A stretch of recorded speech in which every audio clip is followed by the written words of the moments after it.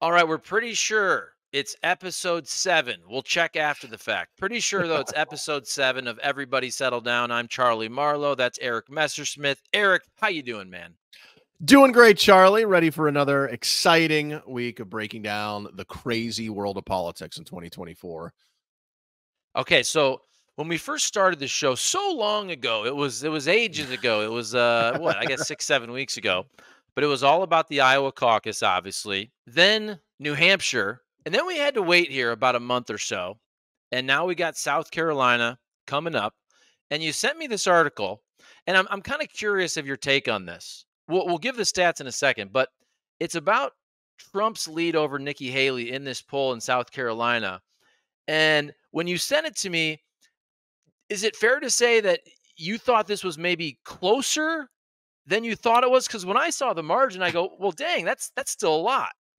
Yeah, I think it was 23 points. Is that what it was? Yes. That's closer than it had been. I mean, I think the Okay. average was in the 30s. The average of some of the polling of South Carolina was in the 30s. So 23 was closer than it had been, but still pretty far away. Okay, so I'll read it for the people here. So this was from this, it was in The Hill was the article, but in South Carolina, this particular poll, Trump 58%, Nikki Haley 35%, and 7% undecided. And when I saw that, I'm thinking, okay, this is obviously Nikki Haley's home state. You'd think. Now, I don't know if it's her best shot because we're still in the South. I think Nikki Haley probably will do better in states that are more true purple states. But I guess this gets back to the wish casting of me from a sporting event, just wanting it to be closer. Like Yes, when you just sent me that please. article, I'm thinking, okay, is it 5 points? It's 8. Okay, it's 23, which means maybe could it get down to, I don't know, 18, but it's still pretty far off. Yeah, it's her home state. She's had weeks to campaign. She's spending a lot of money. She's still getting a ton of donations from big donors, so it's not like she's running out of money. But yeah, if she hasn't closed, we'll see what the final margin is in a few days. I think anything in that range, 20 plus, just further cements what we already pretty much know, which is this is over. The sliver of hope would be that she only loses by single digits, right? And then people will be like, maybe, because you have Super Tuesday coming up. You do have some of those states that are open. Like South Carolina is an open primary, which means independents and Democrats can vote in the Republican primaries as long as they haven't already voted in the Democrats, because the Democrats already had their South Carolina primary. So you can't vote in both. But if you didn't vote in the Democratic one a few weeks ago, you can for the Republican side. So we'll see. 98% this is over, and South Carolina will just confirm that. But the person in me who just wants to see something close and competitive and interesting is rooting for that. Also, the person in me who thinks that Nikki Haley would be a far superior nominee to Donald Trump, not just because I think she'd be a much better president than Trump, but also because I think if you were looking at it from the Republican side, the evidence just continues to mount, in my opinion, that she will be the better nominee with a lot less baggage. But I think the thing to watch with Haley, because I was watching her on Sunday, she did an interview on ABC's Sunday program this week with George Stephanopoulos, and they asked her, will you still support Donald Trump if he's the nominee? Because if you remember, in order to participate in the Republican debates, you literally had to sign a pledge that you would support the nominee. And when Haley's been asked about it before, she's been like, well, I don't think he should be president. I'm running against him. But at the end of the day, she would grudgingly admit, yes, I'll support him. She did not say that this time. She declined to say it. She did the usual, I don't think he should be president. That's why I'm not running against him. But when pressed, she would not say it. That is a change. And that's something to, watch out for. Because here's the thing. Assuming she has enough money, which it looks like she will, because that's often why candidates drop out, almost always, because they run out of money. She, it appears, has enough wealthy donors behind her that's not going to be an issue. She's going to collect a lot of delegates, not as many as Trump. Trump's going to have the majority, but she will have some delegates to go to the convention with. More than anybody else except Trump. Trump's old. He could be facing prison time by the time we get to the convention. So my point is, there's not really a lot of downside to just hanging in, competing hard, going to the convention and seeing what happens. Now, again, is that likely that they would turn to somebody else? No. But if Trump's facing a prison sentence and he's down by 10 or 15 points, when you get to the convention, the other thing to watch with Haley is there was an item last week that happened after we recorded, and it didn't get a ton of play because there was so much other news at the end of last week. But Joe Manchin, who's a Democratic senator from West Virginia, who's retiring from the Senate, he's long been rumored to be, and he's openly flirted with running for president as a third-party candidate under the No Labels banner. He announced Friday that he is not going to do that, that he will not be the candidate. No Labels is continuing to work to try to get on the ballot, and they've done it in 8 or 10 states so far. The deadlines are coming up later. If they can get on the ballot, it's not going to be Manchin, but that doesn't mean they won't run someone. They said they're looking for a unity ticket, a Republican and Democrat to come together. Maybe Haley is keeping her options open for that as well. Now that Manchin, everyone thought would be the person to lead that ticket if it was launched. But just because he's not going to do it doesn't mean they won't still try to get on the ballot. And maybe Haley is thinking, hey, if once Trump clinches the nomination, both Biden and Trump are incredibly unpopular. They're both really old. Americans say they want another option. Maybe she figures she could run with a Democrat and a third-party candidate. So she's got some options here that I'm sure that her not endorsing Trump, if he were to be the nominee, or not saying she would, I think shows you that her and her people are at least considering the possibility of how things could go crazy this year, or more crazy. This is fascinating to me, and I'm glad you brought that up, because that was going to be my next question. With this No Labels, which at first I think the thought was it was going to pull from Biden, especially if it's somebody like Joe Manchin, who, here's another part of it, probably will be the last Democrat senator in West Virginia forever, right? Yeah, I mean, yes.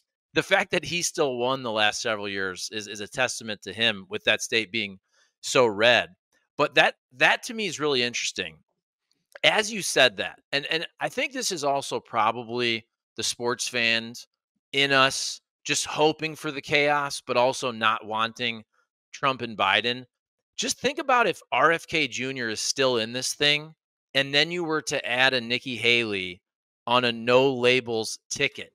You're starting to really carve away, I mean, big percentages. If we think that RFK Jr., we did a show a couple weeks ago. I think he was polling at 10, whatever it is. If he were to get more popular and he can push to 15, you would have to think somebody like Haley, maybe this never happens, but all of a sudden you could win the presidency with like a popular vote total in the 30s. I mean, if you start to really play this out, I think that's really, really interesting. Do you think she would actually do that?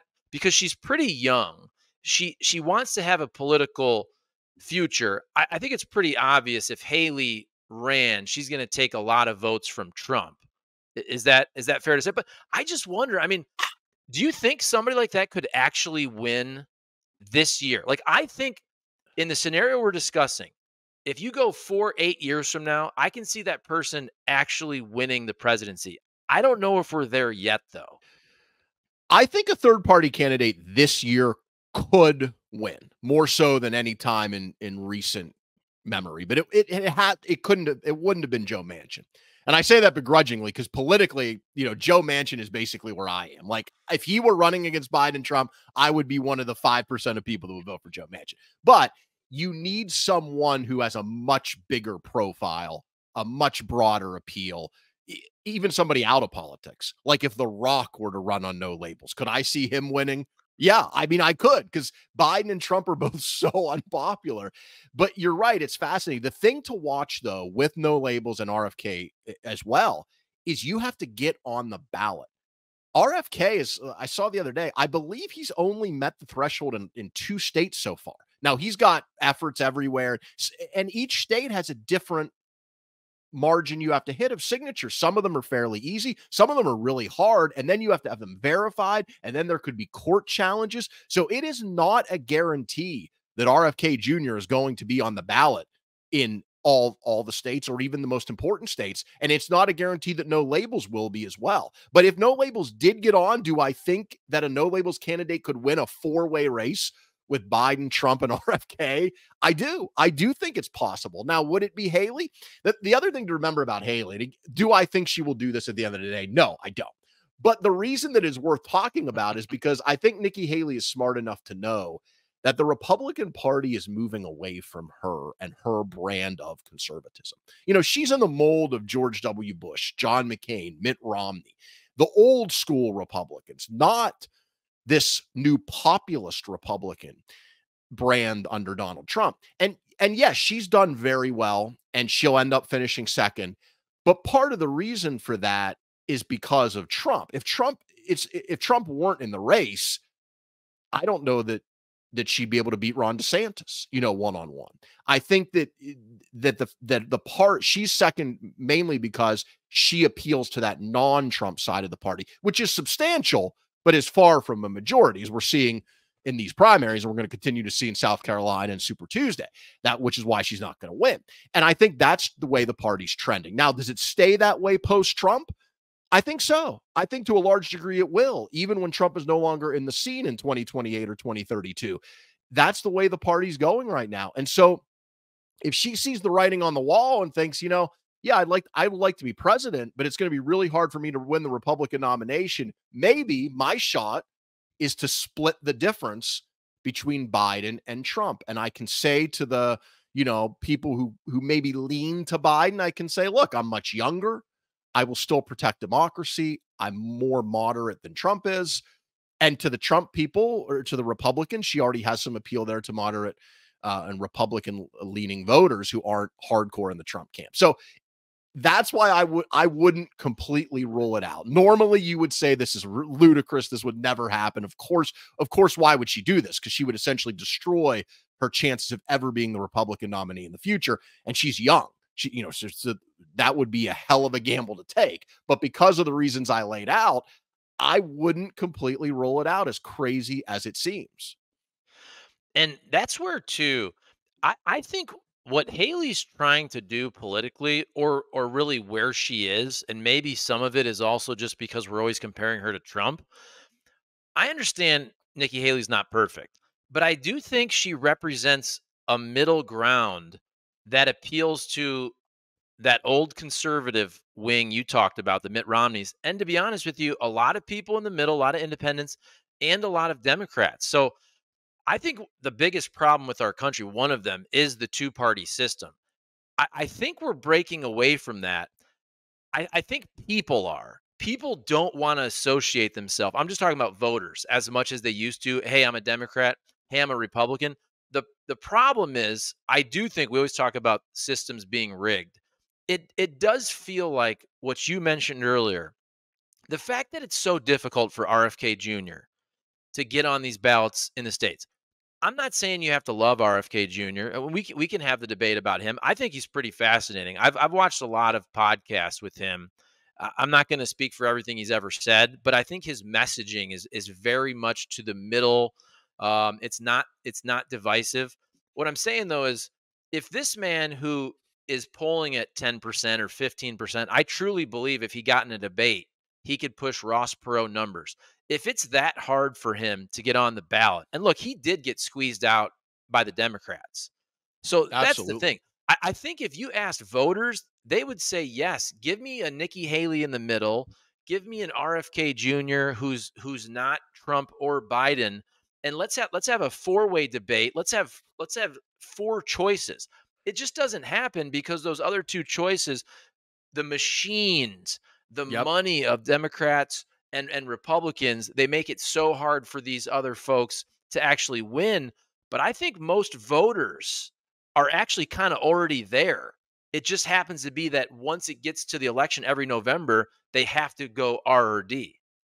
I totally agree. And it's one of the biggest flaws, I think, in our system. But the first thing you said about independence is absolutely true. If you look at polling, I don't have any of it in front of me, but I've seen some recently. The number of people who identify as Republican and Democrat is staying fairly consistent, but the number of people who identify as independent, regardless of how they're registered to vote, but if you just ask them, are you Republican, independent, or Democrat, the independent share is rising. And that's not a coincidence, as both of these parties have kind of moved more and more to their extremes in the Trump era. And I think there is a gap now in the middle. The problem is, though, there's no infrastructure for it because, as you pointed out, the two-party system dominates how hard it is to get on the ballot. And then even if you can get on the ballot, just the practical implications of being able to win, because we have, not to get too dorky in terms of political science, we have a first past the post system, which means that all you have to do is get more votes than everybody else and you win. There's no parliamentary systems, which is what they have in many other democracies. If you get 20% of the vote, you get 20% of the seats. But in our system, as long as if there were a four-way race and, each of them got about 20%, and in whatever state, Texas, Donald Trump got 25% of the vote, and that was the most, he would win all of those states' electoral votes, even with 25% of the vote, which is crazy to think about, but that's what would happen. And so I think it's bad for our politics to have the system we have. And systems don't fix everything. At the end of the day, it's still people and it's still the actions of individuals. But systems and incentives help. And I think in our political system right now, the way that it's structured, the way our two parties dominate everything, and as you said, squeeze people out in primaries and in other ways, it doesn't allow for the kind of robust debate. And I think the best fix, to me, the simplest fix, and I think the thing that would change the incentives in a way that would actually make our democracy better, is if we had ranked choice voting, which they have in Alaska now and a few other places. And so the way it works in Alaska is you have an open primary where you go to vote in the primary and everyone votes on the same list of candidates, Republican, Democrat, Independent. You pick who you want. There's 20 candidates, whatever the case may be. Whoever the four highest vote getters are, regardless of party, they advance to the general election. And so you had a situation like in the Alaska Senate race where Lisa Murkowski was able to win the Republican, who was a moderate, even though she didn't get the most votes initially, because ranked choice voting, you vote for who you want and then you rank the others. And if somebody gets over 50%, they win. If not, the person with the lowest votes gets eliminated and their second choice is then allocated to the other people. So it's slightly confusing if you've never done it before, but it's not rocket science, right? Like, people would figure it out after one or two elections, and there's a push to get this in more and more states. And I think that would be, for House races, Senate races, I think that would be the single best fix for our democracy to make things better. It wouldn't eliminate hyper partisanship. You'd still have really liberal and really conservative people getting there, but it would incentivize people to try to appeal more to the middle. And now working that out on a presidential level is another step, because the presidential race is is the only thing that we elect nationally, but the way our system's set up, as we talked about, it's run by the states.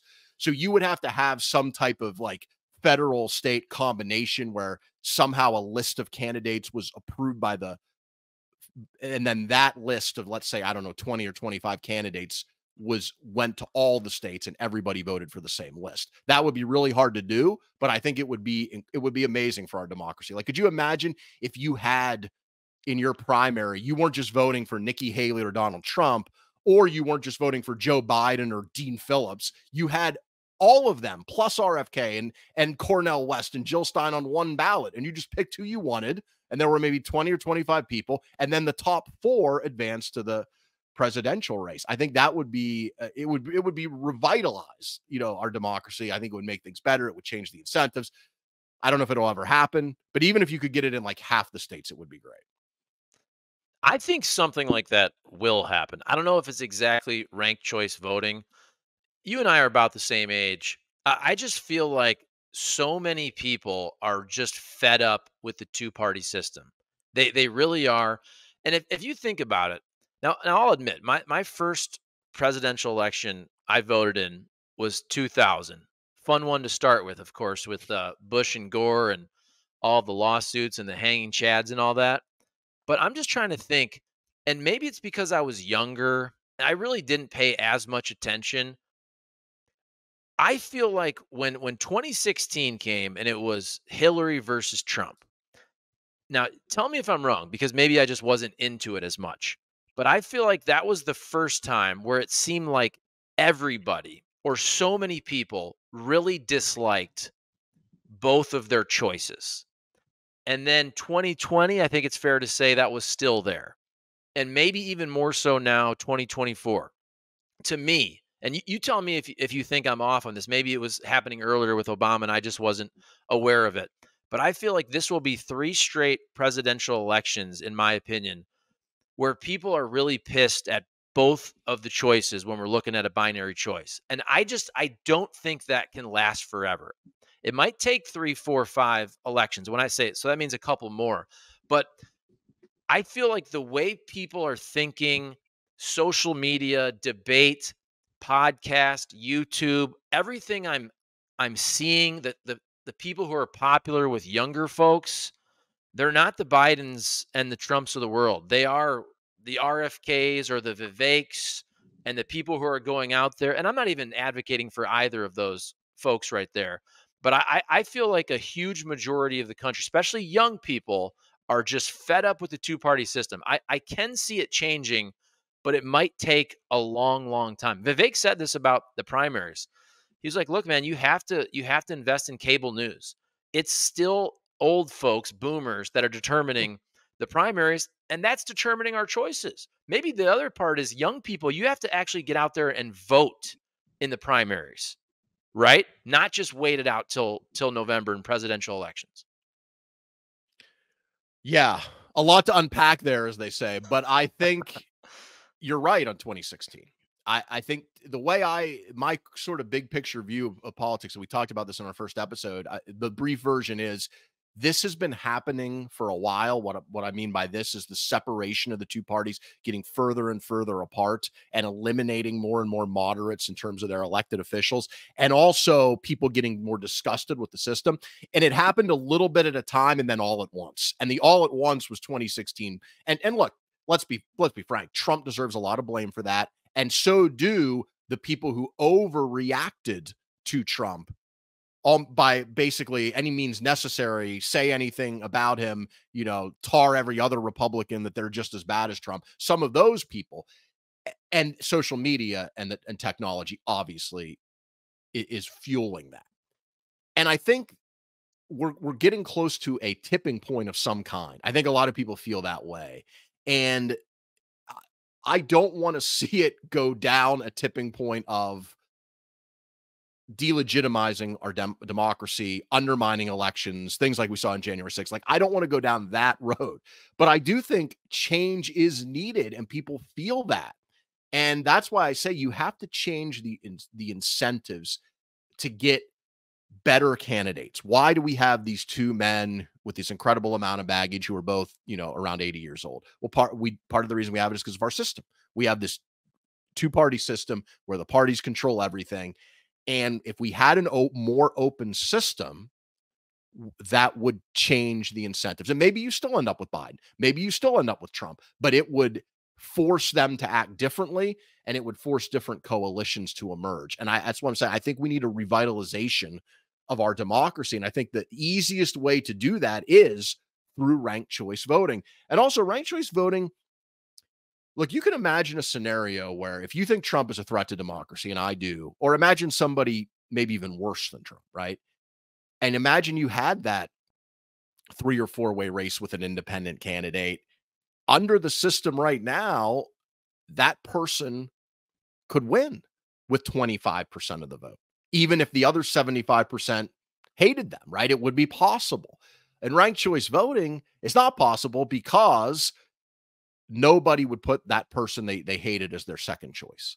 So you'd still get the 25% of people that loved you, but everybody else would rank you last. And so it's kind of like a safety valve on a potential demagogue, for lack of a better term, coming in and changing the system. You see what I'm saying? Like it's a safety. Ranked choice voting would give you that kind of safety valve that the really, really extreme people would have a really tough time with, which I think, as we've seen in our democracy in recent years, I think that's an important function that we should consider. Especially when the primaries these days, it seems like so cater to the extremes of both parties. Okay, Absolutely. let's move on here. This is a CNBC poll, and I'll put the graphic up. Top issues for young voters in the 2024 US presidential election. More than half of voters under age 35 say the cost of living is their biggest concern. So I'm going to read them off real quick, and then you can comment. I think it'd be kind of fun to just throw out there for young people under 35, who do you think, whether you want to go Biden, Trump, or Democrats, Republicans, who do you think are better on these issues? So we'll start. It's so cost of living, 53%, biggest concern. Jobs in the economy, 41%. Healthcare, 31%. Taxes and government spending, 26%. You got student debt, abortion, climate change, immigration and border security, guns, foreign policy and national security, crime, democracy and voting rights, diversity, equity and inclusion, technology and artificial intelligence is 5%. So I know you can't probably remember all those, but let's start at the top. Cost of living, jobs in the economy, which are the two biggest for young voters. I got to think right now that's trending Trump Republicans. Yeah, I think Trump wins that question when you ask it in polling. I think Biden's numbers have gotten better when it comes to that as the economy has gotten better, but they started at such a low place. And look, we've talked about before how COVID just completely manipulated all kinds of economic indicators, and it basically just upended our lives in every possible way for several years, not just for 1 year. I think the cost of living thing is huge, though, because it it applies to housing, I think, first and foremost. And that is one of the things that it's become so expensive to live in so many big cities, renting, and then especially if you're trying to buy. And these consistently high interest rates are part of that, but it was a problem that existed even before that. And it's been a problem for quite a while. And I think people that really gets to that dissatisfaction where people just say, I don't approve of Biden. I don't approve of the way he's handling economy because things are just so damn expensive, particularly housing. And I totally understand that, especially living here in California. Yeah, and that's where we talked about this couple shows ago where and I was thinking about this before we started. Think about yourself as a young voter. And in saying this, this may come across as a shot at this generation of folks, whatever it's called. What's the generation under millennials? I don't even know. Is it Mil generation Z, right? Z? Okay. Yeah, and now we have Alpha, which is like, I Okay. mean, this is how old I am. I've got like 3 generations behind me now. So is Alpha, are they voting age? Are they 18? I don't even know. No, they're the really young kids, Okay. like 10 and So let's under focus. probably. Okay, so we're focusing on Z here. This is where I'm just thinking about what I knew about the world when I was 18 and what I didn't know. And I'm 41 now. You learn things. This gets back to these economic arguments, whether you agree or disagree, the nuanced arguments that we have had many times that are more in favor of Biden when you talk about COVID, you talk about inflation, you talk about supply chain, you talk about inflation relative to other countries. You can discuss, hey, gas prices are higher, but we're actually producing more oil and energy than we've ever produced. To me, these are the type of nuanced arguments. And I don't say this offensively to that generation, but it's way easier to just point to the gas pump and to say things were better and felt better under Donald Trump. You know what I'm saying? Like you and I again are making these more academic arguments. Yep. There's a lot of nuance to it. Sometimes I don't even have the bandwidth to listen to those, let alone an 18-year-old. We all know about the TikTokification of these kids. They have an even shorter attention span. So I think a lot of these economic arguments, which you really can make the case of who's better, Democrat, Republicans, Trump, Biden. I think for the young folks, it's just easier for them to think and feel that it was better under Trump. Right. And vibes, feelings are a big part of it. That's absolutely true. And the vibes just felt better in a lot of ways. But that's where it's important the candidate goes out and makes the argument. And getting back to, we haven't really touched on it much this show, but we've talked about it before at length. Biden's age, one of the things he has to show people, I think, is that he can effectively make that argument in a number of different settings. And if he's not able to do that, it's going to be really tough because people just look at what they're paying for things and it's higher than it was years ago, which is true. Now, as we've talked about before, the rate of inflation has come way down to the point now where the Fed's most likely going to start cutting interest rates later this year because inflation has come down so far, and prices are never going to go across the board down below what they were several years ago, because that would get us into deflation. And if you ever had that, you've got serious economic problems. Like, that's a sign your economy is basically in collapse if prices start dropping dramatically for everything, because that means nobody has any money and nobody can buy anything. So the price increases essentially are baked in, which is why you have to make the argument of, it was COVID. If you're the Biden people, if you're the Trump people, you just pound the, hey, look, remember 2019, remember pre-COVID. We had a good economy in terms of jobs and employment like we did now, but the difference is we had 2% inflation, and inflation went way, way up after COVID. That's the Trump argument. The Biden argument is, yeah, but that happened everywhere. Our economy is actually faring way better than most economies around the world. I mean, hell, one of the reasons we've had so many Chinese people come across the border, like a massive increase in the number of Chinese people coming across our border illegally, is they're looking for jobs because China, which was like the economic engine of the last 30 years, is stalling out after COVID. We are actually doing way better than our peer countries in many, many respects.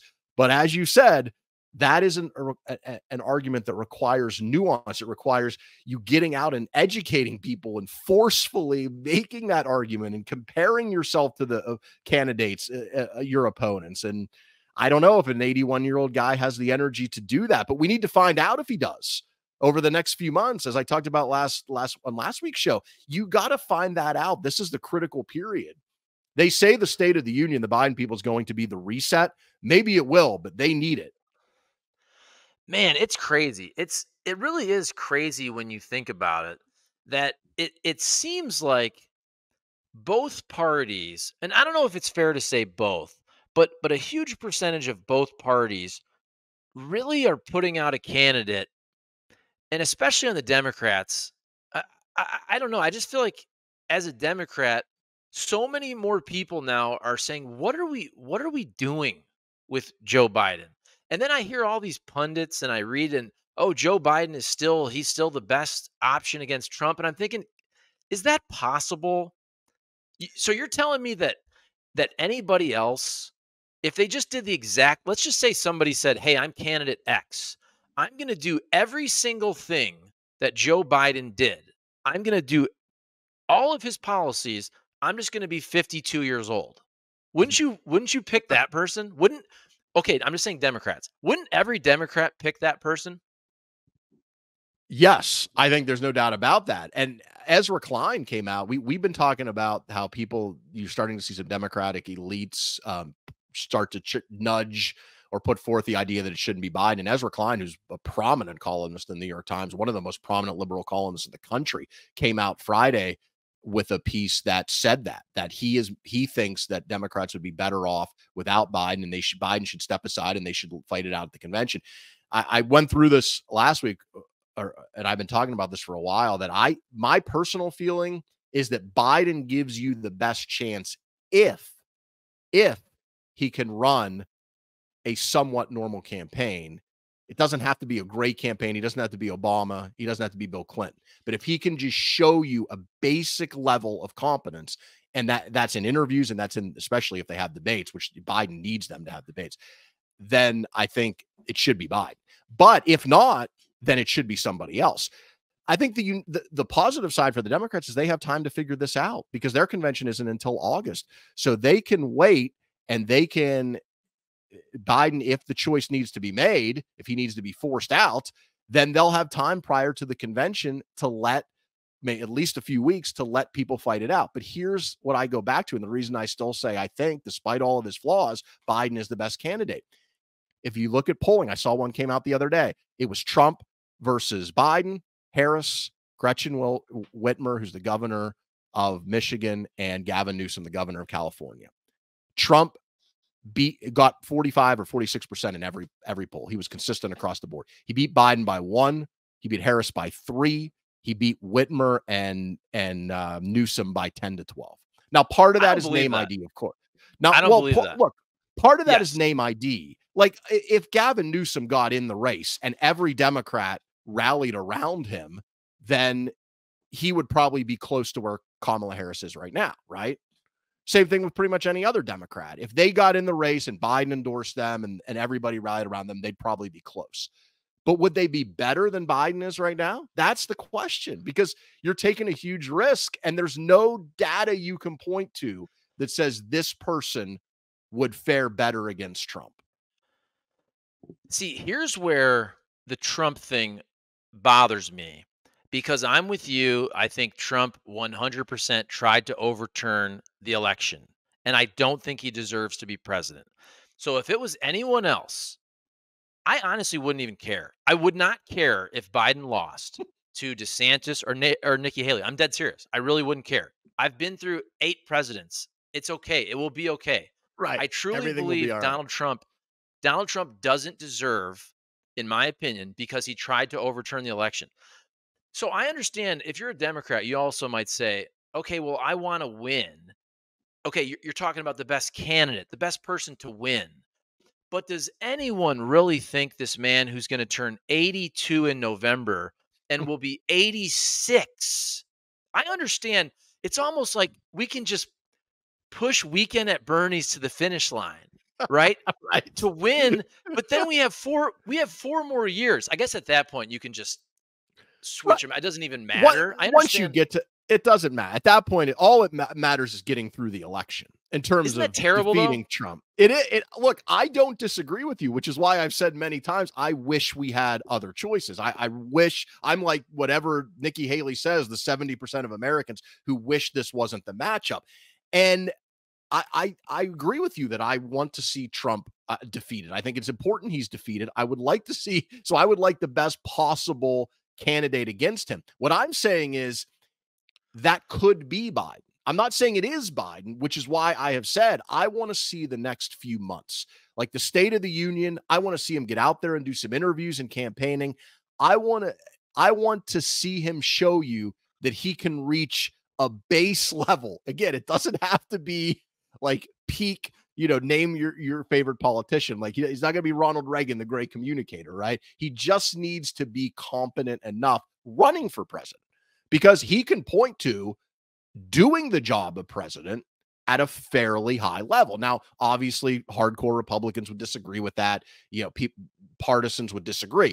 But in terms of the accomplishments, the things that he has done, his agenda, that's been pretty good. But there's a big difference between being the president and running for president. And you can't be the president unless you're good enough at running for president. And right now, I think there is a huge question, especially after skipping that Super Bowl interview, that Joe Biden can do what needs to be done running for president. That's what I'm talking about. Like, I understand the strategy. We keep making sports analogies of just winning and getting to the finish line. Do I still think Joe Biden can win the election and beat Donald Trump?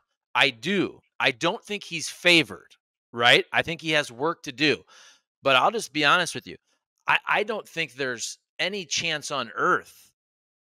I mean, there's no way that anyone can really think this man can last another 5 years with the hardest job on earth. It's one thing to just want to win, but I almost think it's embarrassing for the Democrats. Now, I think Donald Trump is embarrassing for different reasons. Right. But it's embarrassing that the Democrats are pushing this elderly man almost in a casket, like to the finish line, just to win. And then the general thought is, well, once he wins, like he doesn't have to do anything. Right. He can. He just has to do what he maybe can still do, which is run the country. He doesn't have to ever worry about campaigning again. And then maybe he could turn it over, to Kamala at a certain point. We need ranked choice voting. We need people over 80 should not be running for office. I hate that we are here. I hate that these are our choices. That said, if your question is, okay, given all of that, we are where we are, right? What's for the Democrats? If you're talking about strategy, what do I think is the best strategy? I think it is to communicate to Biden, which I think the message is already there and his people, that the next few months are incredibly important. And remember, we're going to learn a lot more information over the next few months. We're going to have so many things come up. The State of the Union, there's a potential government shutdown, all of the primaries, we'll have a lot more clarity about Trump's legal issues and when he might be going to trial. Because again, that is one of the giant potential game changers out there that I think is very likely to happen, which is Trump is tried for his alleged crimes of trying to overturn the election in January 6th. You're going to have all of those things. And then think about all the other things we're not even thinking of that might pop up, right? The chance to do interviews, the chance to show that he still has it. So I think the best strategy is let Biden go through these next few months and let's check his temperature, like collectively, the voting public, the Democratic elites, everybody. And then when you get to, I think the Democratic convention's in August, you don't want to show up the day that it starts and resign then if you're going to. But I think a month before, if Biden's doing fairly well and Trump is about to be convicted for trying to overturn the election and Biden's up by 5 or 10 points, then you ride with Biden, right? I mean, you ride with him and you say, I feel pretty good. But if not, if all of that stuff happens and it looks like Trump might be going to prison and Biden's still losing, then I think, and he doesn't look up for it, then I think you are better off throwing the process open. It would probably be Kamala Harris. Let's be honest. I mean, Biden would probably, I would think, if he isn't going to run, again, this is pretty hypothetical, I would think he would endorse his vice president, either implicitly or explicitly endorse her, and she would be the most likely nominee. And there would be other people who would get, and I personally would love Josh Shapiro, who's the Democratic governor of Pennsylvania. I think he's great. I think he appeals to a lot of people in the middle. But nobody knows who he is. And for the most part, nationally outside of Pennsylvania. So is he better than an incumbent president? Again, if Biden is ahead and doing okay, I don't think he is. But if Biden can't do it and he still is behind at that time, then I think you do throw it open and let them fight it out for the delegates at the convention. So I hate to say this. This is how I actually feel. I don't want this man to like fall down and hurt himself, but I almost think that Biden needs to have a moment, a senior moment that is so bad. I think this is in the best interest of the party and the country. I think Biden has to have a moment that's so bad, they have to move on. Because his moments, there's been a lot of them. Like a Mitch McConnell. You're saying like a Mitch McConnell moment where he freezes for a minute, or I think it has to be something, because he's already fallen down a couple times. He stutters a lot. He forgets. You know, if he does that, we'll say same old Biden. I think it has to be, and I shouldn't laugh about this, but I think it has to be something pretty bad. Like he has to go out there and forget his name or something, which might happen. I just think we need that. Like, I feel like I'm living in frickin' La La Land. I feel like I'm living in a different reality of all these people that are telling me that Biden is the better option to win. I truly don't believe that. And I think I have a good pulse of Democrats and kind of the middle. Like, I'm from Ohio and I've lived in Missouri, and all these like elites and media folks who keep telling me that Biden is still the best option. I truly don't agree with that at all. And you threw out that polling. I just think if you actually put Whitmer or Newsom and all the money behind it and you really got it going, I think Democrats are going to vote for a Democrat over Donald Trump for sure. And there's a lot of people in the middle that just, oh gosh, Biden is so old. Okay, this person, they're normal. They're not Trump. They're 54 years old. That person's fine with me. I think you could be right and you might be right, but the problem is there's no evidence of it that you can point to. There's no poll that says that. And I think that is one of the issues, and also just the fundamental weakness of who the obvious personage is, which is Kamala Harris. Although I will say Harris has seemed to me to be better lately when I've seen her. I don't know if she's doing like media training or she's just more confident. She seems better recently. And in the polling, it used to be there was a big gap between how Biden did against Trump and how Harris did. Biden did significantly better. But like I said, the poll I mentioned earlier, Trump was up 1 on Biden, 3 on Harris. So I think you're starting to see a convergence, which gets back to the earlier point we made about how polarized we are as a nation, and that if you gave it a few weeks, I tend to agree with you that I think Newsom, Whitmer, Josh Shapiro, whoever it may be, would be roughly in the same spot that Biden is now against Trump in a fairly short period of time. But would they be better?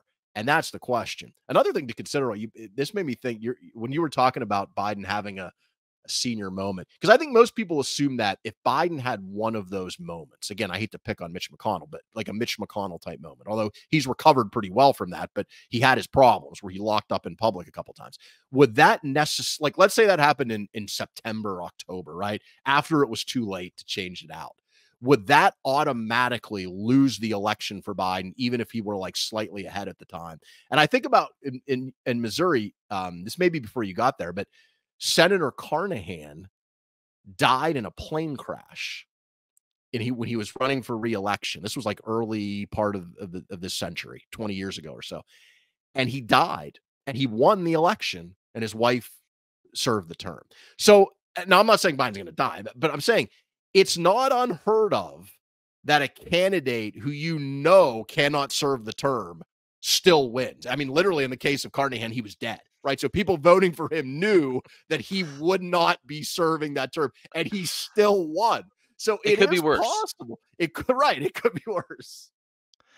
That's crazy. And maybe I shouldn't care, although I think I should. I just think it's just so odd that we're trying to just win when we know this guy just needs to go to the nursing home or just spend time with his family. Also think about his legacy. Maybe nobody cares anymore, but I feel like if Joe Biden stepped aside, I feel like his legacy, if he stepped aside and somebody else beat Trump, that's a pretty decent legacy to say, hey, Yes. I stepped away after being a popular vice president to give Hillary her shot. She didn't win. I came out and rescued you freaking Democrats and won.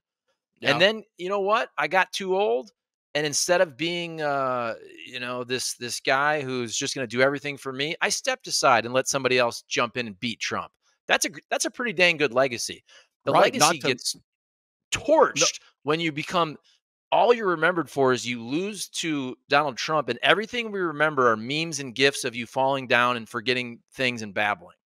Right. And especially if Trump does some of the things and tries to institute some of the policies his critics, fear that he will. And then you're the guy that didn't step aside when you should have, when it was obvious that you were too old. And I think that is the real like challenge and the real threat that is facing Democrats right now. And it's one of the reasons it's going to be fascinating over the next few months.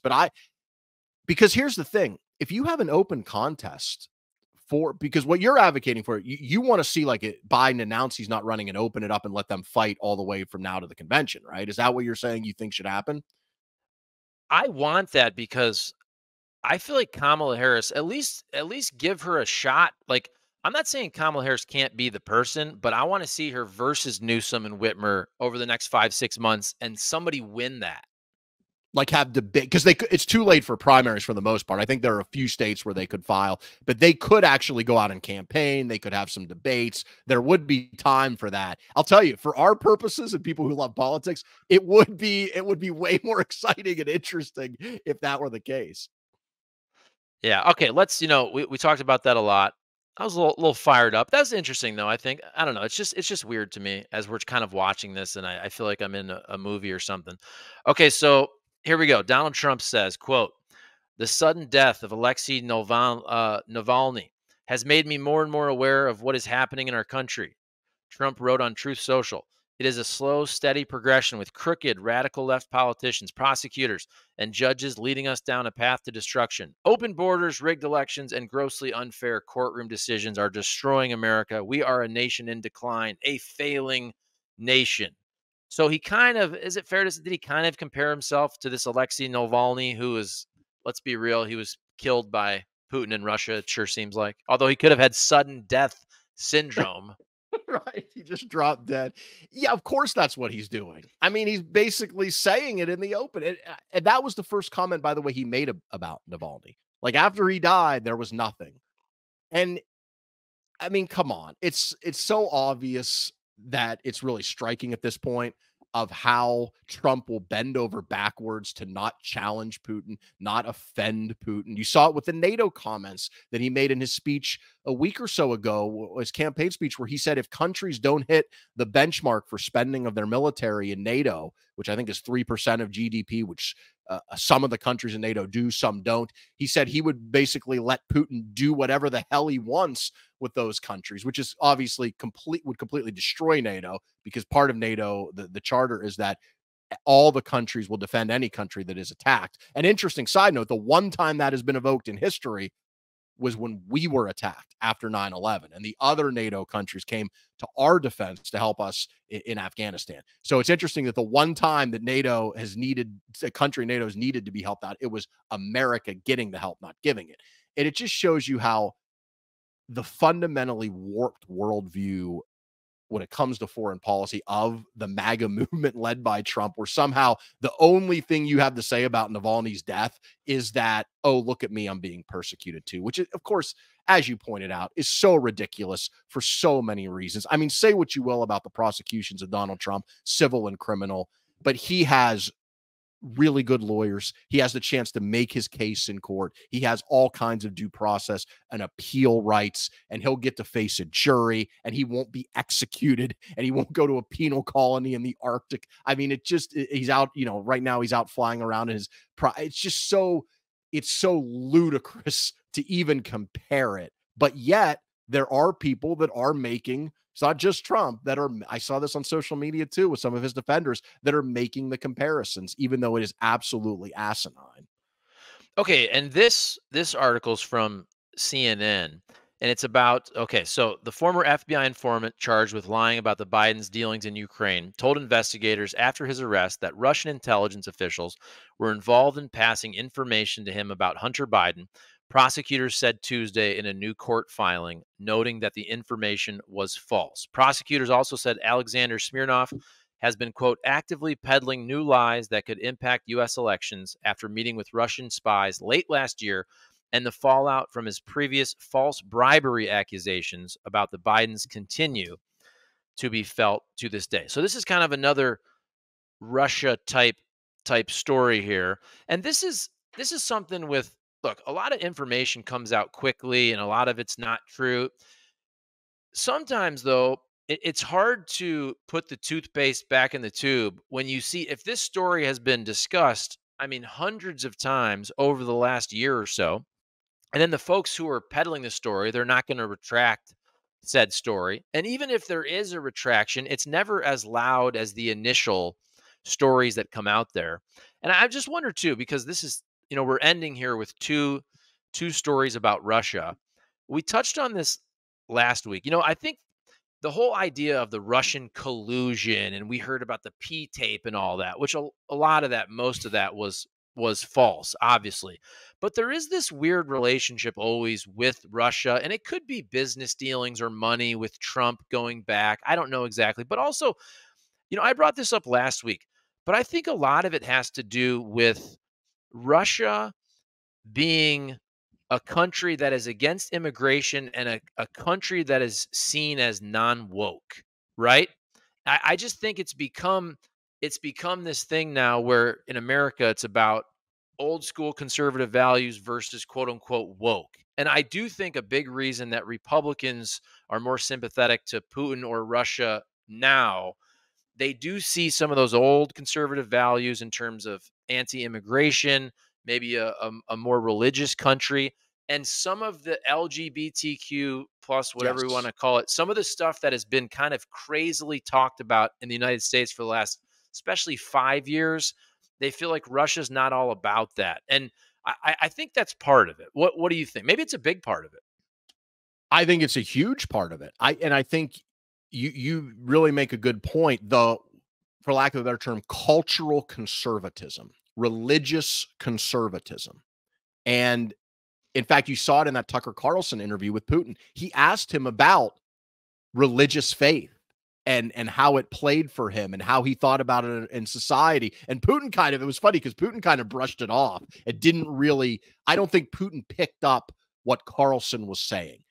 But I think what he was saying is the reason that he and many other people are sympathetic, let's just say, to Russia and other authoritarians is because they view the cultural conservatism, the religious conservatism, the cracking down on LGBTQ. Like Russia is like, red states on steroids when it comes to dealing with trans people, and so that is a huge, of course, that is a massive part of it. And also law and order, toughness, cracking down on crime. Like, what did Tucker Carlson show if you saw any of his videos? Because he was in Russia for like 8 days. It wasn't just a Putin interview. He went around and he talked about how great Moscow was. Look how clean their subways are. Look how orderly their grocery store is, even though it was absolutely ludicrous because, as so many people have pointed out on social media, the reason groceries are cheaper in Russia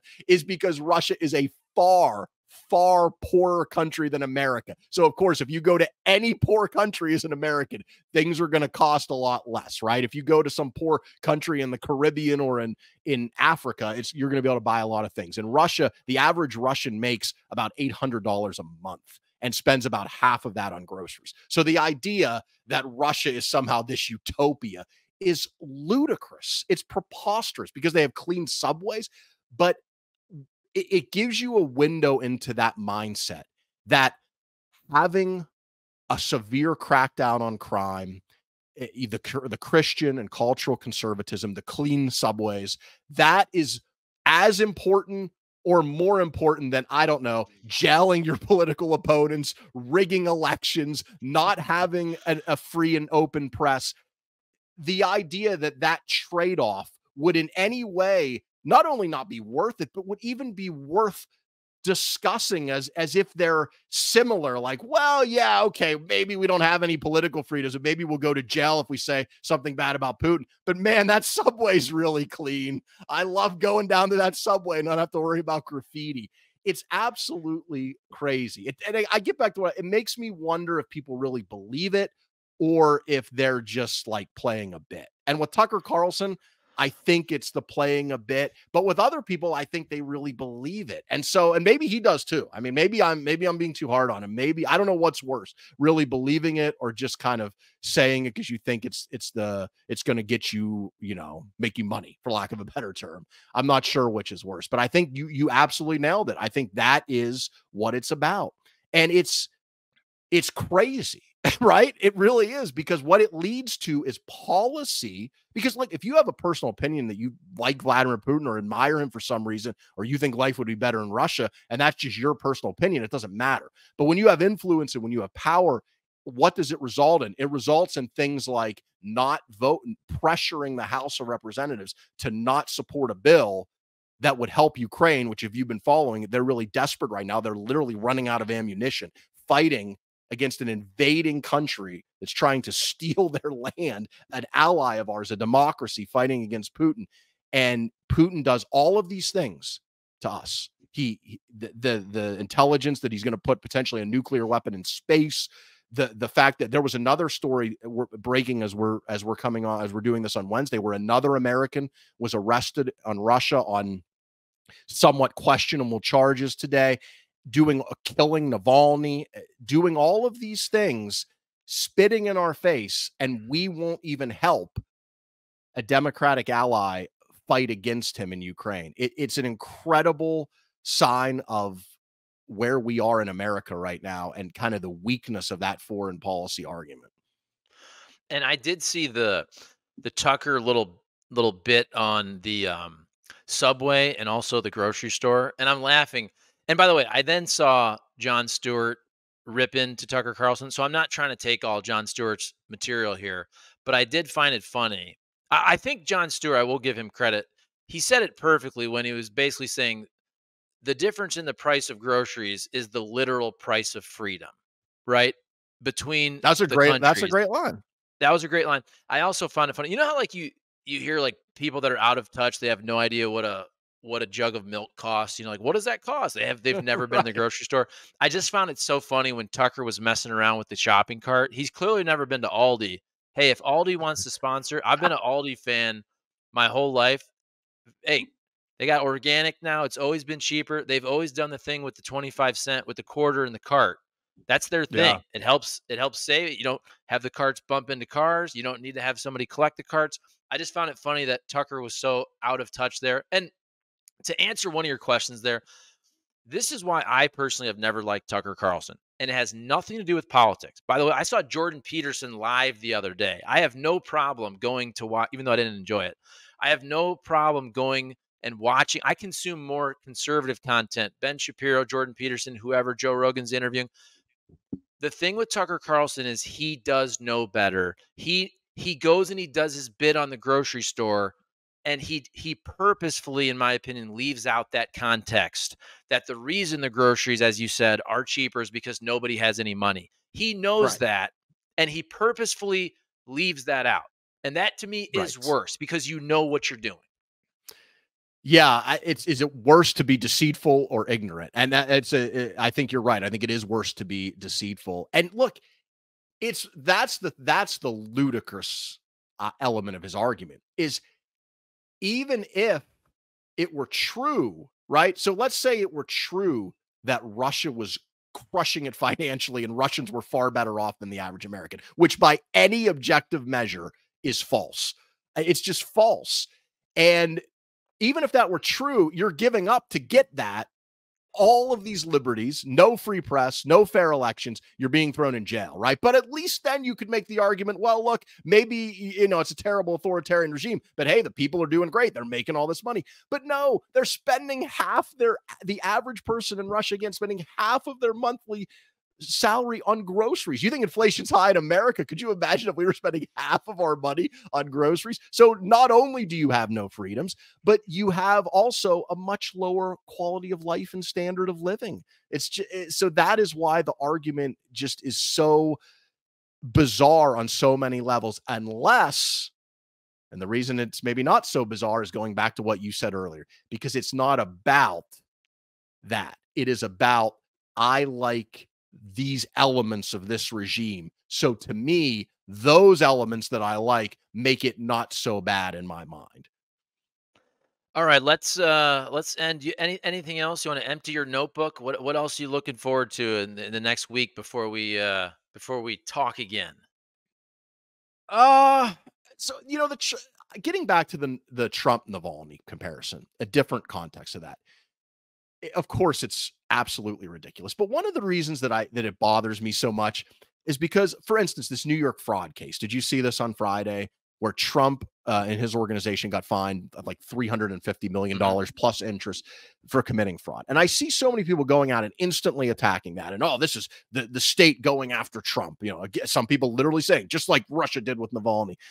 And if you actually look into it, the man and his company clearly committed fraud. Like, it's not even a question. If you just look at the way that they valued assets, not changing it by a little bit, but an astronomical amount. Now, you could say, I guess, that it didn't matter because at the end of the day, the banks all got paid back. But the law doesn't say that it's not a crime if the banks don't get paid back. And the reason for that, again, if we just use common sense, what would possibly be the reason for that? Let me see. Why would they pass a law that says that if you commit massive fraud to try to get loans, that it wouldn't be okay if you pay it back? And the reason is because we don't want every company going around thinking they can just commit massive fraud, because that's a danger to our financial system. If every company can be like, well, I'll just value my assets at 100 times what they're worth to get a lower interest rate. So of course it is not a victimless crime. And some of these arguments that people make in Trump's defense make me think that they either haven't even looked into this stuff or they just don't care. And that is why the trial coming up for potentially trying to overturn the election is going to be huge, because this was just a civil trial. This was his business. Yes, it's bad for him. It looks awful for him. It's going to potentially cost him money, but he's going to make so much money on Truth Social going public that it's probably not even going to matter for him. But it just gives you a window into I'm not even going to, because if you look at the defenses for these trials, whether it's civil or criminal, a lot of the defense isn't he didn't do it. Do you ever notice that? Oh, because yeah. it's not, no, he's innocent, right? He did not commit this crime. He did not, defame E. Jean Carroll. He did not inflate his business assets by massive amount to try to defraud, banks and get better loan terms. He didn't try to overturn the election. He didn't try to conceal documents and keep them at Mar-a-Lago even after getting subpoenas. You don't see people, for the most part, defending him on the merits. It's selective prosecution. It's the district attorney didn't like him in Atlanta, in New York, the Biden Justice Department, even though it's a special counsel and there's no evidence Biden had anything to do with this. It always comes down to the process crime. And I just think it's interesting because typically when people don't have the law on their side, they argue process. And I'm not saying Trump's guilty of his criminal trials, by the way. I want to be clear on that. I think he deserves his day on court. And if he's found innocent, I will be the first person to say, hey, they had their shot. They didn't have the evidence. He's innocent. I will accept that. If he appeals these rulings and he wins, I'll be the first person to say, hey, I'll stand with that. I'm not going to say, oh, they only did this because he's the president of the United States or was the president. It might be again. I think to voters, though, I'm thinking the hardcore MAGA folks, that 35%, whatever it is, that never leave him. I know a lot of these folks, and I talk with a lot of them. I think the way they think is they're picking on Trump. They're going after Trump. In their mind, everybody does these kind of things. Oh, if you looked into all these presidents, you'd find all these things, but they're going after Trump. That's what I think the narrative is. And they believe that. I do think you can make the case they are going after Trump, but again, he did all of these things for the most part. I mean, there's or at least there's enough evidence that it's right. And the thing I would say about Trump too is, and it's not true they do all these things. Like the documents case is a perfect example. There are many others, but the documents case, what did we talk about when the special prosecutor released his report? We talked about the line that said Biden was what did they call him? A well-meaning elderly man with a poor memory. That's what people talked about in that report. Which is accurate. I actually took the time to, because I have too much time on my hands, I guess. I read the whole thing. Okay. And when you read it, I didn't read the whole thing. I read a good chunk of it.